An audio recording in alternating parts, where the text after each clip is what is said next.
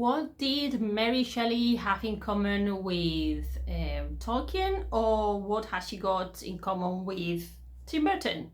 Well, all of them have in common trees. So why do I think that's relevant to what we do here? Just pay attention to these three quotes, and also look at number 3, the relevance of number 3. So Mary Shelley, when she was writing, or after she wrote Frankenstein, there are some notes, and in those notes she wrote the following regarding trees. She said, "It was beneath the trees of the grounds belonging to our house, or on the bleak sides of the woodless mountains near, that my true compositions, the airy flights of my imagination, were born and fostered." So obviously the influence of the trees on her work were very important. Also the landscape. Remember, she was a romantic as well, and the importance of nature around them, around romantics. But also when we look at Tolkien, which is the next artist that I want to mention here today in this intro, Tolkien had a passion for trees, and you can see that all over his work. You can see that in his books, in the films, the importance, but also in real life. He was a defender of nature, and he was passionate about trees. In fact, in one of his letters that he wrote and that we have inherited and we have access to, he talks about this tree that a neighbor wanted to destroy, and how he felt and how he saw the whole thing of trying to cut down this tree that wasn't harming anyone, it was harming no one. And he says in one of his letters, he says the following: "Every tree has its enemies. Few have an advocate. Too often the hate is irrational fear of anything large and alive, and not easily tamed or destroyed, though it may clothe itself in pseudo-rational terms." So basically what we feel, it was inferring there of what people feel around the majestic feeling that we get, or the majestic view of the tree. For Tim Burton, we have something a little bit different, because we have the trees appear all over his work, and you start thinking in a lot of his films and animation productions, we see that trees appear in a lot of places, and I will tell you about this later.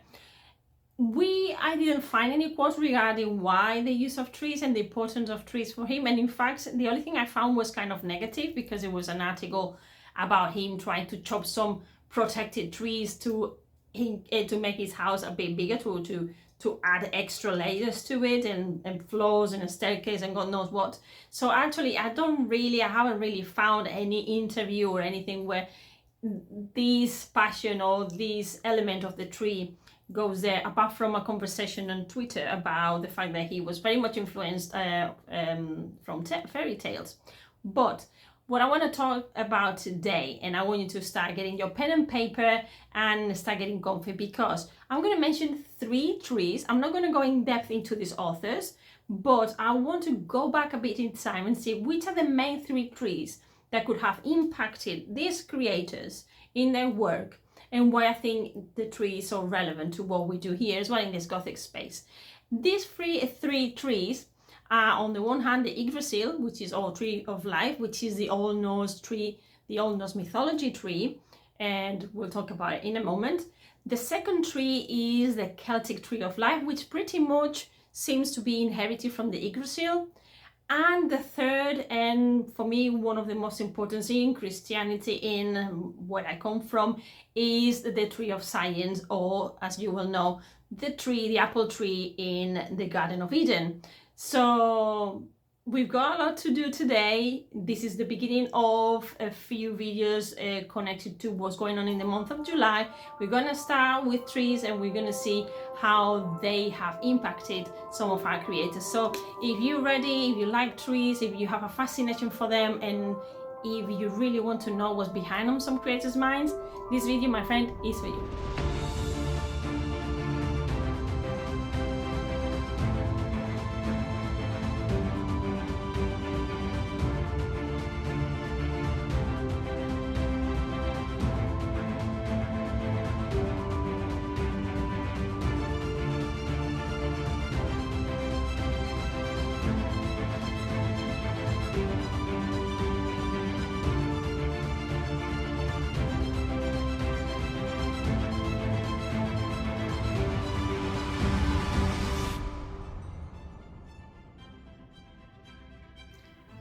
Hello Gothic friend, this is Alice and you are in Gothic Land. You are in this place where I tell you all about yourself, where we discover all our Gothic sides. And welcome to these breadcrumbs that we do weekly, and welcome to today's episode 14, the connection between trees and creators. And also you are Gothic but you don't know it. That's why you're here. That's why you're here, my friend. So I first want to apologize for the long time without a video. It's been a month. The month of June has been super busy for me. It was the end of the schools for my kids. We've had an operation at home and I started my magazine. I launched my first magazine that you can already have access to from the 21st of every month to the 21st of the next month. We're gonna have a magazine. The first one is about 90 pages. It's 90 pages, and it's full and it's packed of information regarding the Gothic, extension of the content of some of these videos, and some extension of some articles I write on Medium as well. And we really go in depth into the rabbit hole, into the Gothic rabbit hole there. So that's why I've not managed to create videos on a weekly basis, because the magazine is taking most of the time, as well as live. You know, live has these things. I want to thank you, all the new subscribers, for being here. I want to thank the people who's already bought the magazine and they're giving me feedback. I'm really happy with that, because I feel that it's a product that you can enjoy, you can really like, and where I can really elaborate everything I do. So I really appreciate all of you. The new subscribers, welcome. If you haven't looked at it yet, I encourage you to go and check it out. And if you think that someone can benefit from it, it's quite inspirational for if you're a writer or you want to become a writer, or even just because you're a curious person and you want to keep investigating about the Gothic, because the Gothic tells you a lot about yourself as well. So as I said, sorry about the break, and thanks for being here if you are one of my main followers. And today we're gonna talk about this Gothic connection between trees and creators. Now, in the last month, you realize that my intention during this year, it has been to create these monthly videos where we talk about a topic connected to the Celtic calendar, because I think the Celtic origin of the elements of the Celts, how they saw life, is very connected to the Gothic. So this month, during July for the Celts, it was a month very much connected to the other world. So now what we have is the holy moon and the holy tree, which means that for the Celts, it was a tree that they venerated. It's kind of the connection between this world and the other world. I don't really want to elaborate a lot on this holy tree right now, because that's something I will really talk about on my magazine and probably in the next videos, but only like briefly. And what I want to talk about really is I want you to concentrate on the idea that why the trees are so important, and why I think it's important to go back to the three main trees in our mythologies to actually see how later on this evolution has had an impact in our future creations in literature, but also in the cinema. So we're going to start first with the first tree, which is the Yggdrasil. So what I'm going to do with all of them is give you like a brief definition of what they are, where they come from, and then later on I'm going to make the Gothic connection, right? So let's see, for the Yggdrasil, or Tree of Life, what I didn't know myself either, is one of those trees that people talk about a lot, and we see if you've done Germanic philology, for example, if you've done certain philologies, or if you've done certain mythologies as well, you would have been familiarized. And nowadays with films connected to the Scandinavian and the Old Norse myths, we are more familiarized than not maybe a few 20 or 30 years ago. So what is Yggdrasil, and what are the main characteristics, and why is so important in what we're talking about today? So we have that Yggdrasil is the secret tree of the Old Norse mythology. It has three possible interpretations. It has four possible interpretations of what it means. So on the one hand, it could be that Yggdrasil means Odin's horse. You know that I always like going back to the etymology of the words. Then it could be also that comes from the term ask Yggdrasil, which in asks meaning ash tree. And Yggdrasil can also come from Ygd, meaning terror, which is the part I really like. But it can also mean you pillar from Ygria or Drasil from the support. I mean, the pronunciation of this is terrible, I know, and I should know better because I'm a philologist, but I'm into English philology and I'm Spanish. So all the pronunciations are right now a little bit more complicated, although you can check them out in Google. There's an option of, in any dictionary, you have the option of listening to the word as well, phonetically. So there are these four interpretations of this tree. It's very important to know what type of tree it was as well. A lot of this information is taken from internet. I've not gone to very specific sources because if you're checking what is there, I just gathered like the main information, but we should do a proper investigation of this tree, and I'm only going to do something briefly for you to see the point of the Gothic here. So let's go now to the main characteristics, and I'm going to tell you 9, I'm going to tell you about, let's go to the characteristics, and then you're going to see what I'm trying to do here. So first aspect I want to tell you about is that it has 3 parts. Like in any tree, we can differentiate between the tree top, the tree trunk, and the roots. And amazingly, these 3 parts, number 3 today is super important. They represent the cycle of life, right? So we have that the branches and the roots, they join into what creates these 9 worlds. Now, this is where we get now again into the vocabulary. So on the one hand, the pronunciation, forgive me if I pronounce this not very correctly. So you can even send me messages and tell me exactly if there's anything that you would like to add. So starting from the bottom, we have that the first world is what they call the Helheim, which was the home of the dead. The second level, the second world, is the kingdom of darkness and shadows, and that's called the Niflheim. For the third world, we have the Svartalfheim, which is where the dark elves and dwarves lived. Number 4, world 4, is the Muspelheim, which is the world of fire. The 5th world is the Jotunheim, which is where the giants lived. The Midgard, number 6, was a humankind's home, so is where it will be our world. The 7th world would be Alfheim, which is the home of the elves of light, which is very similar to number 2, but that's darkness, and these names are quite similar. The world number 8 was Vanaheim, where the Vani lives, and it's the tribe of the gods of nature and fertility. Well, we're going higher and higher. And the last one, and is here where we find all the gods, is the Asgard, which is probably the world that you're more familiarized with. So it's the kingdom of the Aesir, is the tribe of the gods of light and wisdom. So we can see here that this is like the tree with a more complete cosmology. And it makes sense that I find out that a lot of cultures, a lot of folklores, they place hell on the ground, and we have this going on the ground is always this idea of fire. And if you think about that, Earth, we think, scientists think that the closer we get to the center, the hotter it is as well. On the closer we get to Earth, the Earth core.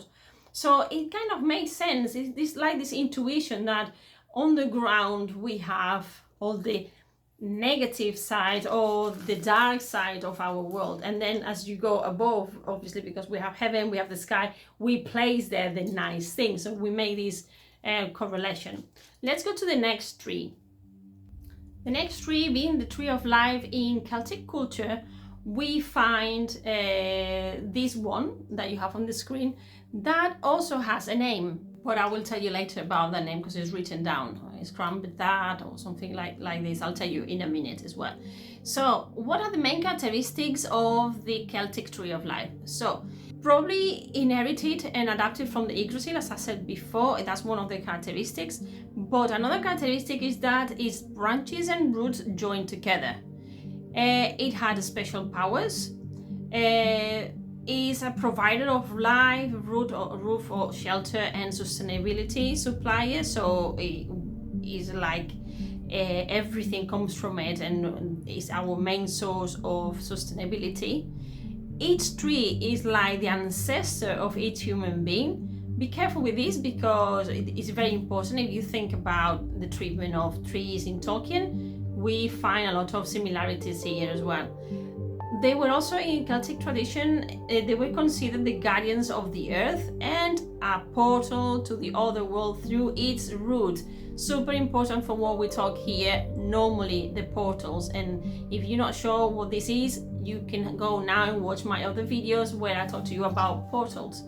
And they also represent reincarnation. This information is taken from this webpage called Celtic Wedding Rings, and is also information that I've used from, or I've taken off the Celtic Wheel of the Year by Meg Llewellyn that I've been using in the previous videos during June. And our third and last tree for today, this triad today, is the tree of science or knowledge, and also known as the tree of God, of good and evil. Sorry, yeah, I'm thinking of God. So we have here in the picture on the screen, we have Eden, and obviously we have Adam and Eve. And one of the main characteristics, you see three characters here. We have that it appears in the Bible, in the Christian Bible. Its fruits is forbidden, so its fruit is forbidden.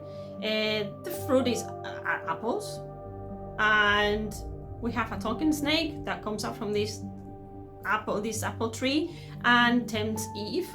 And from this disobedience is everything that we have now. We have, due to this action, all humanity has been cursed.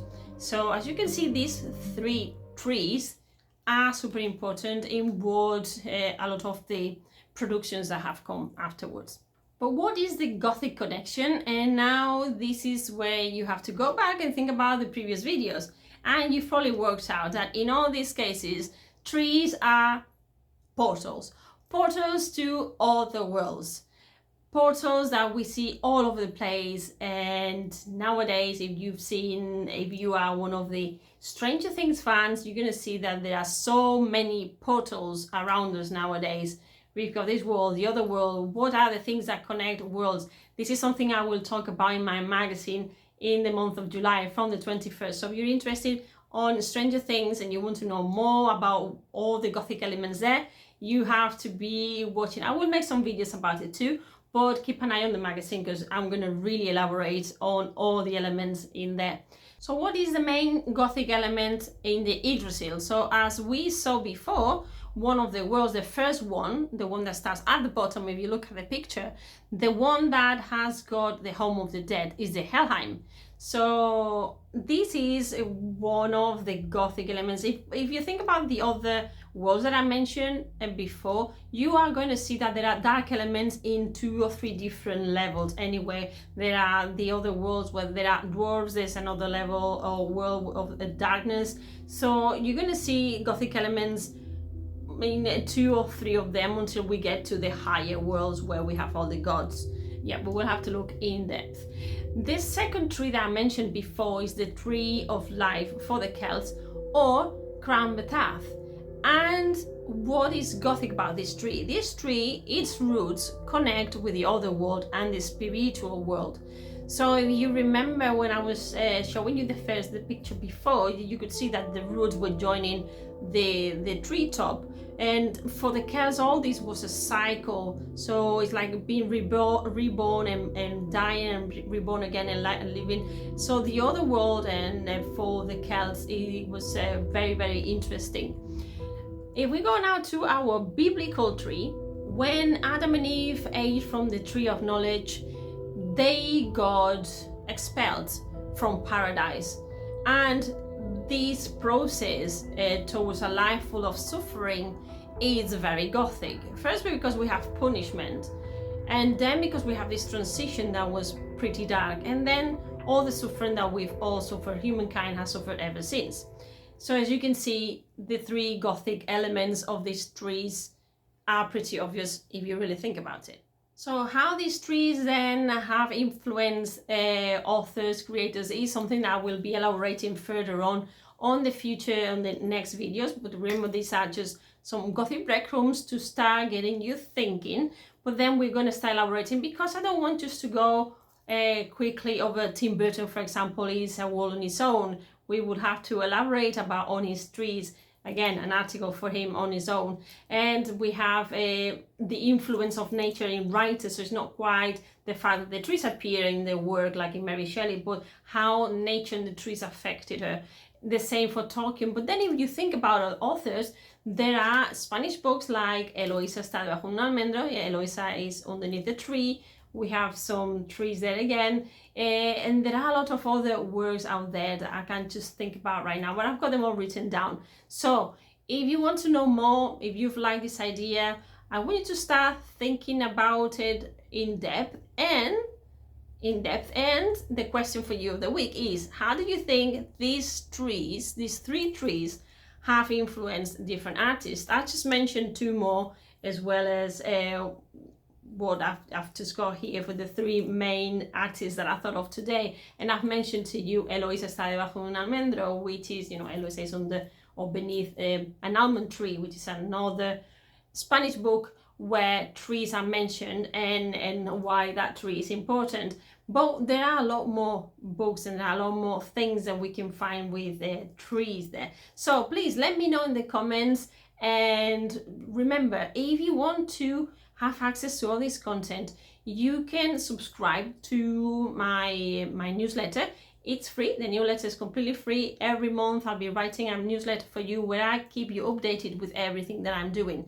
And remember, my page, my site is bilingual, so both magazines and the website are bilingual, so you can have access to one or the other. I'm working now on the Spanish side, and there are other now, space on its own where you can just go and check if you're interested in that. And if not, well, I appreciate you being here.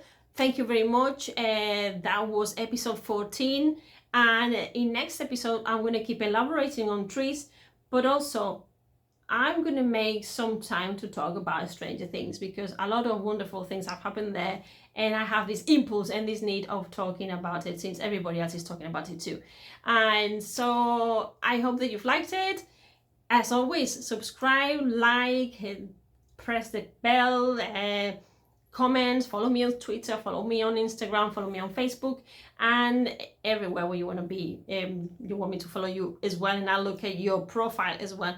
And if you need me to guide you, remember that you can write to me, AliceGothicLand at gmail.com, and I'll be very happy to answer any of your questions, and if you have a project, I can help you with that as well. So I hope to see you next week. I hope nothing else happens in the meantime that I cannot make a video, but until then, be very Gothic, my friend. Bye bye.